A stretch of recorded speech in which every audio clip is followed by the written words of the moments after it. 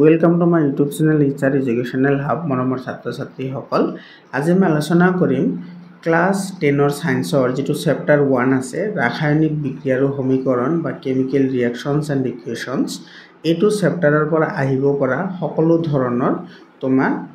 short এনসাৰবোৰ ইয়াৰে এই চেপ্টাৰৰ যিকেইটা দৰকাৰী এমসিকিউ আছে এমসিকিউবোৰ অলৰেডি আপলোড কৰা আছে class 10 science chapter wise MCQ বুলি প্লেলিষ্ট বনোৱা আছে তোমালোকে তাতে গৈ ভিডিঅ'বোৰ চাই ল'বা আৰু যদি তোমালোকৰ এই লং এনসাৰবোৰৰ যদি তোমালোকৰ পিডিএফ ফাইল লাগে তোমালোকে পিডিএফ ফাইল পাই যাবা মই ভিডিঅ'টোৰ শেষত মোৰ পাৰ্সোনাল হোৱাটছআপ নাম্বাৰ দি দিম তোমালোকে হোৱাটছআপ কৰিবা তোমালোকে পিডিএফ ফাইলটো পাই যাবা মৰমৰ ছাত্ৰ ছাত্ৰীসকল তোমালোকে সকলোৱে জানা যে এবাৰ প্ৰশ্নত কিছুমান চেঞ্জ আহিছে এমসিকিউ তো মই হেতুৰ ওপৰত ভিত্তি কৰি এমসিকিউবোৰ বনাই তোমালোকক প্ৰভাইড কৰিছো হাফ ইয়াৰলিৰ কাৰণে তোমালোকৰ যিকেইটা চেপ্টাৰ লাগে গোটেইকেইটা চেপ্টাৰৰ এমসিকিউ মই আপলোড কৰিছো তোমালোকে চাই লোৱা বহুত উপকৃত হ'ব আৰু তোমালোকৰ যেটো স্যাম্পল কোৱেশ্চন পেপাৰ আছে সেই স্যাম্পল কোৱেশ্চন পেপাৰৰ পৰা পৰীক্ষাত কোনো ধৰণৰ প্ৰশ্ন নাহে এটো তোমাৰ স্যাম্পল কোৱেশ্চন পেপাৰত স্পষ্টকৈ লিখা আছে হেতু কেৱল এটা আৰ্হি মানে সেই আৰ্হি মতে প্ৰশ্নবোৰ আহিব তো সেই স্যাম্পল পেপাৰৰ আৰ্হি মতে তোমালোকক আজি মোস্ট ইম্পৰ্টেন্ট যিবোৰ লং কোৱেশ্চন আছে সেই কোৱেশ্চনবোৰৰ বিষয়ে আমি আলোচনা কৰিম ঠিক আছে তো ইয়াতে সোৱা ৰাসায়নিক বিক্ৰিয়া আৰু সমীকৰণ যেটো আছে হেতু চেপ্টাৰৰ পৰা তোমাৰ যিকেটা এক্টিভিটি আছে সেই এক্টিভিটি কেটা তুমি চাব লাগিব আৰু গোটেইকেটা এক্টিভিটি মই আলোচনা কৰিছো তোমালোকে চাই লবা এটো মই লাগিলে ভিডিওটো লিংক দি দিম এৰে সোৱা যেটো তোমাৰ কাৰ্যকলাপ 1.2 আছে এটো বহুত ইম্পৰ্টেন্ট হয় মোস্ট ইম্পৰ্টেন্ট হয় আৰু এটো তোমালোকৰ কেৱল হাফ ইয়াৰলিৰ কাৰণে নহয় তোমালোকৰ যেটো আহিবলগীয়া ফাইনেল এক্সাম আছে অৰ্থাৎ মেট্ৰিক পৰীক্ষা আছে হেতুৰ কাৰণে বহুত দৰকাৰী হয় এতে সোৱা যেটো কাৰ্যকলাপ 1.2 আছে এটো এই চেপ্টাৰৰ গোটেইকেটা এক্টিভিটি মই ধুনিয়াকৈ আলোচনা কৰিছো তোমালোকে ভিডিওটো যদি চোৱা নাই ভিডিওটো চাই লবা আৰু যদি পিডিএফ ফাইল লাগে তোমালোকে হোৱাটছআপ কৰিবা মই তোমালোকক হোৱাটছআপ নম্বৰটো দি দিম তো ইয়াতে তুমি এটো চাবা কাৰ্যকলাপ 1.2 টো চাবা আৰু সোৱা তোমালোকৰ যেটো সন্তুলিত ৰাসায়নিক সমীকৰণ আছে ইয়াৰে পৰা 100% গ্যাৰান্টি আছে এটা প্ৰশ্ন এটো এমসিকিউ হ'ব পাৰে নতুবা তোমাৰ 1 মাৰ্কৰ কাৰণে হ'ব পাৰে তেনেকুৱা কোৱেশ্চন কিন্তু এটা আহিবই সন্তুলনৰ ওপৰত তুমি সন্তুলন কৰিবলগীয়া যদি থাকে তেতিয়া হলে তুমি এতিয়াৰ পৰা প্ৰেক্টিছ আৰম্ভ কৰা কাৰণ পৰীক্ষাত 100% গ্যাৰান্টি এটা প্ৰশ্ন আহিবই ইয়াৰে পিছত সোৱা তোমাৰ ইয়াতে তিনিটা ৰাসায়নিক সমীকৰণ দিয়া আছে বহুত ইম্পৰ্টেন্ট হয় আৰু এই যেটো সমীকৰণ আছে এই সমীকৰণটো তোমাৰ সন্তুলন কৰিবলৈ দিয়ে ইয়াতে তোমাৰ p দিব ইয়াতে q ইয়াতে r আৰু ইয়াতে s দিব তো p q r s ৰ মান কি হ'ব এনে ধৰণৰ কোৱেশ্চন আহে আৰু এই যেটো কাৰ্বন মনোক্সাইডে হাইড্ৰোজেনৰ লগত ৰিঅ্যাকশন কৰি তোমাৰ মিথানল উৎপন্ন কৰে তো ইয়াতে এইখিনিত আছে 340 বায়ুমণ্ডলীয় চাপ এটো কিন্তু বহুত খালি ঠাই আহে এইখিনি এই সমীকৰণটো তুমি চাবা এতে তোমাৰ যেটো কাৰ্বন ডাই অক্সাইড এটো হৈছে তোমাৰ ফটোসিনথেসিসৰ ৰিঅ্যাকশন হয় মানে হালক সংশ্লেষণৰ ৰিঅ্যাকশন হয় তুমি হালক সংশ্লেষণৰ ৰিঅ্যাকশনটো সন্তুলন কৰাটো চাবা ঠিক আছে ইয়াৰে পিছত তোমাৰ কোনটো হয় এতে সোৱা তোমাৰ যেটো আছে প্ৰশ্নাৱলী যেটো আছে এই প্ৰশ্নাৱলীৰ পৰা চাবলগীয়া বেছি নাই কাৰণ তোমাৰ এটো সন্তুলন কৰা দিলে তোমাৰ এইবোৰ কোৱেশ্চন নিদিয়ে যদি সন্তুলন কৰা দিয়ে এইবোৰ নিদিয়ে আৰু যদি এইবোৰ দিয়ে সন্তুলন নিদিয়ে আৰু এইবোৰ দিলেও তোমাৰ সন্তুলন কৰিবই লাগিব হেতু সন্তুলনৰ ভিতৰতে পৰে এতিয়া সোৱা যেটো তোমাৰ কাৰ্যকলাপ 1.4 আছে এটো তোমালোকৰ যেটো স্যাম্পল কোৱেশ্চন পেপাৰ আছে সেই স্যাম্পল কোৱেশ্চন পেপাৰটো দিছে তথাপি তোমালোকে এটো এবাৰ চাই লবা বহুত ইজি এটা হয় কাৰ্যকলাপ হয় এই কাৰ্যকলাপটো মই আলোচনা কৰিছো ইয়াতে সোৱা এটা বহুত ইম্পৰ্টেন্ট এটা পইণ্ট আছে সেই পইণ্টটো হৈছে এটো বহুত ইম্পৰ্টেন্ট হয় যেতিয়া তোমাৰ ক্যালসিয়াম হাইড্ৰক্সাইডৰ মাজেৰে কাৰ্বন ডাই অক্সাইড গেছ প্ৰবাহিত হয় তেতিয়া হলে তোমাৰ মাৰ্বল উৎপন্ন হয় বা যাক আমি ক্যালসিয়াম কাৰ্বনেট বুলি কওঁ সাধাৰণ নাম হৈছে মাৰ্বল বুজি পালা এটো বহুত ইম্পৰ্টেন্ট হয় এৰ পিছত তোমাৰ সংযোজন বিক্ৰিয়া বিযোজন বিক্ৰিয়া যিকেটা বিক্ৰিয়াৰ ডেফিনেশন আছে গোটেইকেটা ডেফিনেশন তুমি মুখস্থ ৰাখিবা আৰু 100% গ্যাৰান্টি দি মই ক'ব পাৰো তোমালোকৰ বিক্ৰিয়াৰ প্ৰকাৰটো ডিটেকশন কৰাৰ ওপৰত এটা কোৱেশ্চন আহিব মানে বিক্ৰিয়াৰ কোনটো বিক্ৰিয়াৰ কি প্ৰক্ৰিয়া হয় বা তোমাৰ ইয়াতে 4টা মান কৰি দি দিব ৰাসায়নিক সমীকৰণ তুমি তাৰ পৰা বাছনি কৰিব লাগিব যে তোমাৰ কোনটো কি প্ৰকাৰৰ বিক্ৰিয়া হয় মানে তোমাৰ যিবোৰ কেমিক্যাল ৰিঅ্যাকশনস আছে সেইবোৰ তুমি ফাইন্ড আউট কৰিব লাগিব যে হোৱাট টাইপ অফ ৰিঅ্যাকশন তো ইয়াতে চোৱা যেটো প্ৰাকৃতিক গেছৰ দহন আছে এটো বহুত ইম্পৰ্টেন্ট হয় প্ৰাকৃতিক গেছৰ দহন আৰু তোমাৰ এই যেটো 3 নম্বৰ যেটো পইণ্ট আছে এটো তো তোমাৰ 2023 ত আহিছিলে পৰীক্ষা যে এটো বনস্পতিজ দ্ৰব্যৰ পচন হাৰলৈ হোৱা পৰিৱৰ্তনটো কি হয় আৰু ইয়াতে যেটো শোষণ প্ৰক্ৰিয়া আছে শোষণৰ ৰাসায়নিক বিক্ৰিয়াটো বহুত ইম্পৰ্টেন্ট হয় এটো তোমালোকে চাবা ইয়াৰ পিছত চোৱা ইয়াৰ পিছত তোমাৰ কোনটো ইম্পৰ্টেন্ট হয় এটো চোৱা বহুত ইম্পৰ্টেন্ট হয় এটা কাৰ্যকলাপ এটো বিযোজন বিক্ৰিয়া হয় এটো ডিকম্পোজিশন ৰিঅ্যাকশনৰ ওপৰত হয়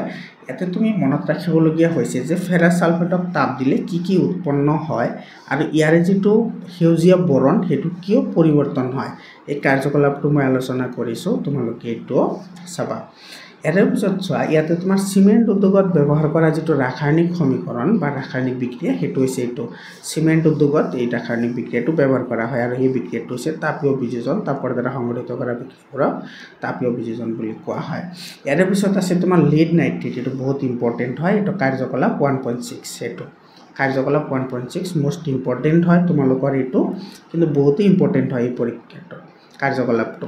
তো লেড নাইট্ৰেটক তাপ দিলে তুমি কি পৰ্যবেক্ষণ দেখাবা আৰু লেড নাইট্ৰেটক তাপ দিলে এটা মুগা বৰণৰ যে ধোঁৱা উৎপন্ন হয় সেই ধোঁৱাটো কিহৰ কাৰণে উৎপন্ন হয় এটো কিন্তু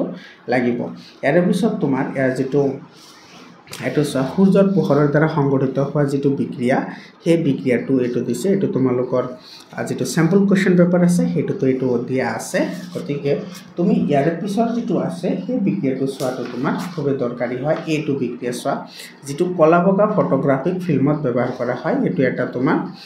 ফটোলাইটিক ৰিঅ্যাকশনস বুলি কয় এইবোৰক মানে পোহৰৰ দ্বাৰা সংঘটিত হোৱা বিক্ৰিয়া এটো বিক্ৰিয়া যেটো বহুত ইম্পৰ্টেন্ট হয় এই বিক্ৰিয়াটো তোমালোকে চাবা যেটো কলা বগা ফটোগ্ৰাফিক ফিল্মত ব্যৱহাৰ কৰা হয় এৰ পিছত চোৱা যেটো তোমাৰ এটো কাৰ্যকলাপ চোৱা এটো বহুত ইম্পৰ্টেন্ট হয় কাৰ্যকলাপটো এটো বেৰিয়াম হাইড্ৰক্সাইড আৰু এমোনিয়াম ক্লোৰাইডৰ মাজত বিক্ৰিয়া ঘটিলে বিক্ৰিয়াটোৰ সন্তুলিত ৰাসায়নিক সমীকৰণ লিখা আৰু সেই বিক্ৰিয়াটো তোমাৰ তাপগ্ৰাহী নে তাপবৰ্জী মানে তোমাৰ বিক্ৰিয়া ডিটেকশন কৰাৰ ওপৰত কিন্তু এটা প্ৰশ্ন 100% আহিব আৰু ইয়াৰে তোমাৰ যেটো 2 নম্বৰ প্ৰশ্ন আছে সেই 2 নম্বৰ প্ৰশ্নটো যেটো কাৰ্যকলাপ 1.7 আছে হেতুৰ লগত ৰিলেটেড হয় গতিকে এটো বহুত ইম্পৰ্টেন্ট হয় আৰু যেটো তোমাৰ কাৰ্যকলাপ 1.9 আছে এটো তোমালোকৰ স্যাম্পল কোৱেশ্চন পেপাৰত আছে স্যাম্পল কোৱেশ্চন পেপাৰত থকা কোৱেশ্চনবোৰ তোমালোকৰ পৰীক্ষাত নাহে তাতে সাফ লিখা আছে যে হেইবোৰ কোৱেশ্চন কোনো পৰীক্ষাতে নাহে ঠিক আছে তথাপি তোমালোকে এইবোৰ সন্তুলনৰ কাৰণে চাই যাবা দৰকাৰী হয় আৰু এটো যেটো তোমাৰ ডাবল ডিসপ্লেসমেন্ট ৰিঅ্যাকশন আছে বা অদক্ষেপণ বিক্ৰিয়া আছে এই অদক্ষেপণ বিক্ৰিয়াবোৰ তোমালোকে চাই যাবা বহুত ইম্পৰ্টেন্ট হয় বিক্ৰিয়াবোৰৰ যেটা ডেফিনেশন আছে তোমালোকে যদি ডেফিনেশন বুজি পোৱা তেতিয়া হলে বহুতে সুবিধাজনক হয় এতে যেটো তোমাৰ দ্বিঅপহৰণ বিক্ৰিয়া আছে এই দ্বিঅপহৰণ বিক্ৰিয়া যেটো তোমাৰ সিলভাৰ নাইট্ৰেটৰ দ্বিঅপহৰণ বিক্ৰিয়া যেটো আছে সিলভাৰ নাইট্ৰেট আৰু তোমাৰ কপাৰ সালফেটৰ মাজৰ যেটো বিক্ৰিয়া আছে এটো বহুত ইম্পৰ্টেন্ট হয় এটো তোমালোকৰ ভালে কাৰ্যকলাপত আছে এতিয়া চোৱা এই যেটো তোমাৰ কাৰ্যকলাপ এটো 1.2 যেটো তোমালোকৰ হিফালে 1.2 ত আছিল এই কাৰ্যকলাপটো যেটো কাৰ্যকলাপ আছে এটো বহুত ইম্পৰ্টেন্ট হয় মোস্ট ইম্পৰ্টেন্ট হয় এটো তোমালোকৰ যদিও হাফ ইয়াৰলি পৰীক্ষাত নাহে এটো কিন্তু তোমালোকৰ মেট্ৰিক পৰীক্ষাৰ কাৰণে খুব দৰকাৰী হয় আৰু ইয়াতে যেটো তোমাৰ কাৰ্যকলাপ 1.11 আছে এটো কাৰ্যকলাপ 1.11 এটো বহুত ইম্পৰ্টেন্ট হয় কপাৰক তাপ দিলে কপাৰ অক্সাইড উৎপন্ন হয় যাৰ বৰণ তোমাৰ কি হয় কলা হয় আৰু জাৰণ বিজাৰণ বিক্ৰিয়া কেলগে সংঘটিত হলে যাক ৰেডক্স বিক্ৰিয়া বুলি কোৱা হয় বহুত ইম্পৰ্টেন্ট হয় ৰেডক্স বিক্ৰিয়াটো তোমালোকে কিন্তু চাবা আৰু ৰেডক্স বিক্ৰিয়াৰ ভিতৰত তোমালোকক মই কৈ দিও এই দুটা বিক্ৰিয়া তোমালোকে চাবা বহুত ইম্পৰ্টেন্ট হয় এই দুটা বিক্ৰিয়া চাবা মই গ্যাৰান্টি দি ক'ব পাৰো ইয়াৰ পৰা কোৱেশ্চন তোমালোকৰ পৰীক্ষাত আহিব এৰ পিছত তোমালোকৰ এটো যেটো ক্ষয়ভৱন আৰু আছে ইয়াতে দুৰ্গন্ধিতা ক্ষয়ভৱনৰ পৰা তুমি মনত ৰাখিব লাগে ক্ষয়ভৱন তুমি কেনেকৈ ৰোধ কৰিব পাৰা হেতুৰ ওপৰত তোমালোকে গুৰুত্ব দিবা ক্ষয়ভৱন কেনেকৈ ৰোধ কৰিব পাৰি যেনেকা প্ৰলেপ দি গ্ৰীজ ব্যৱহাৰ কৰি জিংক লেপন কৰি এবোৰ কৰি আমি ক্ষয়ভৱনটো ৰোধ কৰিব পাৰো ইয়াৰ পিছত আছে ৰেঞ্চিডিটি বা দুৰ্গন্ধিতা এটো কি গেছৰ উপস্থিতিত খাদ্যবস্তু কৰিলে তোমাৰ হেতুৰ জাৰণ নঘটে ঠিক আছে তো এইখিনি হৈ গল তোমাৰ পাঠৰ ভিতৰৰ কোৱেশ্চন এতিয়া আমি আহিছো যেটো তোমাৰ আছে অনুশীলনী আছে অনুশীলনীত যিকেইটা MCQ আছে বহুতে ইজি MCQ হয় তোমালোকে এইটো MCQ টো চাবা MCQ কেইটা বহুত ইজি হয় MCQ কেইটা চাই যাবা মাত্ৰ তোমাৰ তিনিটা MCQ আছে MCQ কেইটা চাই যাবা আৰু ইয়াতে চোৱা ইয়াৰে যেটো তোমাৰ 4 নম্বৰ যেটো আছে 4 নম্বৰ যেটো কোৱেশ্চন আছে সন্তুলিত ৰাসায়নিক সমীকৰণ কি এই সমীকৰণ কি সন্তুলন কৰিব লাগে এটো চাই যাবা এটো তোমাৰ 1 মাৰ্কৰ কাৰণে বা 2 মাৰ্কৰ কাৰণে এটো চাই যাবা উদাহৰণতে ব্যাখ্যা কৰা এটো আহিব পাৰে আৰু ইয়াতে চোৱা যেটো তোমাৰ 5 6 7 আৰু 8 এৰ 5 নম্বৰ 6 নম্বৰ 7 নম্বৰ 8 নম্বৰ এই তিনিটা এই চাৰিটা কোৱেশ্চনৰ পৰা তোমাৰ যিকোনো এটাৰ পৰা হে কোৱেশ্চন আহিব কাৰণ এই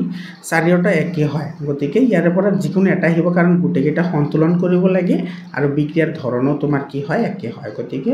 তুমি এইকেটা তুমি যিকোনো এটা প্ৰেক্টিস কৰিলে তোমাৰ বাকিকেটা আহি যায় তথাপি তোমালোকে চাই যাবা যদি নলেজ গেইন কৰাৰ ইচ্ছা থাকে ইয়াতে চোৱা তুমি এইটো বিক্ৰিয়া তুমি কি চাবা যেটো 9 নম্বৰ কোৱেশ্চনটো আছে এই বিক্ৰিয়াটো চাবা তোমালোকে প্ৰশ্নটো তাপবৰ্জি আৰু তাপগ্ৰাহী বিক্ৰিয়া বুলিলে কি বুজা উদাহৰণ দিয়া আৰু এটা চাবা তোমালোকে এইটো বিযোজন বিক্ৰিয়াক সংযোজন বিক্ৰিয়াৰ বিপৰীত বোলা হয় কিয় আৰু এটো তোমাৰ তাপ পোহৰ আৰু বিদ্যুৎ শক্তিৰে সংগঠিত বিযোজন বিক্ৰিয়াৰ একটা কয় সমীকৰণ লিখা একেটা কোৱেশ্চন তোমালোকে চাই যাবা আশা কৰিছো তোমালোকৰ বহুত সহায়ক হ'ব আৰু এইফালে যেটো আছে এফালে যেটো তোমাৰ কোৱেশ্চন আছে এই কোৱেশ্চনটো আছে তোমাৰ 14 নম্বৰ কোৱেশ্চনটো সোয়াই 14 এটো সিলভাৰৰ পৰিশোধনত সিলভাৰ নাইট্ৰেট দ্ৰৱৰ পৰা সিলভাৰ আহৰণ কৰোতে কপাৰ ধাতুৰ অপহৰণ সংঘটিত কৰা হয় জড়িত বিক্ৰিয়াটো লিখা বহুত ইম্পৰ্টেন্ট হয় এই কোৱেশ্চনটো এবাৰ আহাৰ চান্স আছে আৰু এফালে তোমাৰ যেটো 17 নম্বৰ কোৱেশ্চন আছে সোয়া এই কোৱেশ্চনটো চাবা লুৰ বস্তুত ৰঙৰ প্ৰলেপ কিয় দিয়া হয় এবোৰ চাবা আৰু এটো তো তোমাৰ এটো ডেনসিটি বা দুৰ্গন্ধিতাৰ লগত এটো জড়িত হৈ আছে আৰু এবাৰ তুমি দুটা চাবা 20 নম্বৰ এটো তোমাৰ ক্ষয়ভৱন আৰু চৰ্বিৰ দুৰ্গন্ধিতা এটোৰ ওপৰত চমুটক আহিব পাৰে জাৰণ আৰু বিজাৰণ তোমাৰ যদি ৰেডক্স বিক্ৰিয়াৰ বিষয়ে আহে তেতিয়াহলে জাৰণ আৰু বিজাৰণৰ ওপৰত কোনো প্ৰশ্ন নাহে কিন্তু যদি ৰেডক্স বিক্ৰিয়াৰ ওপৰত যদি প্ৰশ্ন নাহে তেতিয়াহলে জাৰণ আৰু বিজাৰণৰ ওপৰত প্ৰশ্ন দিব ঠিক আছে তো এনেকে তোমালোকৰ অল্টাৰনেট হৈ থাকে মৰমৰ ছাত্ৰ ছাত্ৰী সকল আশা কৰিছো আজিৰ ভিডিওটো তোমালোকৰ বহুত সহায়ক হ'ব আৰু যদি তোমালোকৰ PDF ফাইল লাগে তেতিয়াহলে 7002824673 এটো নম্বৰত WhatsApp কৰিবা তোমালোকে PDF ফাইল পাই যাবা আৰু অহা ভিডিওটোত আমি আলোচনা কৰিম যেটো চেপ্টাৰ 2 আছে এসিড ক্ষাৰক আৰু লৱণ সেই চেপ্টাৰৰ পৰা কি প্ৰশ্ন তোমালোকৰ হাফ ইয়াৰলি পৰীক্ষা বা তোমালোকৰ ফাইনেল পৰীক্ষাত আহিব পাৰে ধন্যবাদ